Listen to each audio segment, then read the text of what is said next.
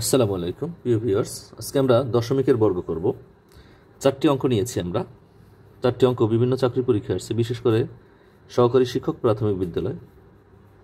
আমরা প্রশ্ন 1 সলভ করব। প্রশ্ন 1-এ বলা আছে 0.002 তার বর্গ। এটা খুব সহজ।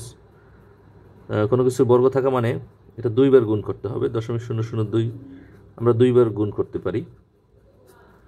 তাহলে এটা 2 বার গুণ করলে আমরা 2 গুণ 2 সমান 4। এর আগে আমরা কয়েকটা শূন্য বসাই। এবার আমাদের দশমিক বসানোর পালা। কয় ঘর আগে দশমিক আমরা খেয়াল করি। 1 2 3 4 5 6 6 ঘর আগে দশমিক বসাতে হবে।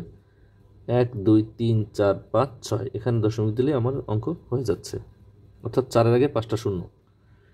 এই ঘতে আছে 4-এর আগে 5টা শূন্য। প্রশ্ন 2 বলা আছে 0.003 বর্গ। এর অর্থ হচ্ছে 0.003 আমরা 2 বার গুণ করব। গুণ করলে কি হবে? 3 আর 3 গুণ করলে 9। এর আগে আমরা দশমিক ইউজ করব। কয় ঘর আগে? 1 2 3 4 5 6 6 ঘর আগে। এখানে আমার একটা আছে, আরও 5টা শূন্য দেবো। 1 2 3 4 5। এখন আমার 6 ঘর হয়ে গেল। 1 2 3 4 5 6 এই দশমিক দিলাম, অর্থাৎ 9-এর আগে 5টা শূন্য, তারপর দশমিক।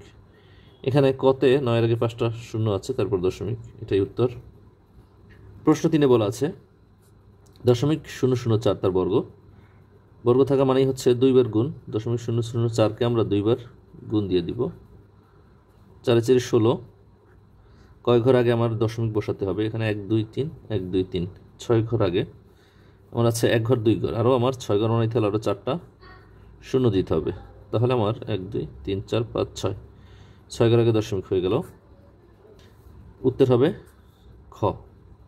আমরা 3টে অঙ্ক বুঝে থাকলে 4 নম্বর অঙ্কের উত্তর কি হবে সেটা কমেন্টে জানাবো।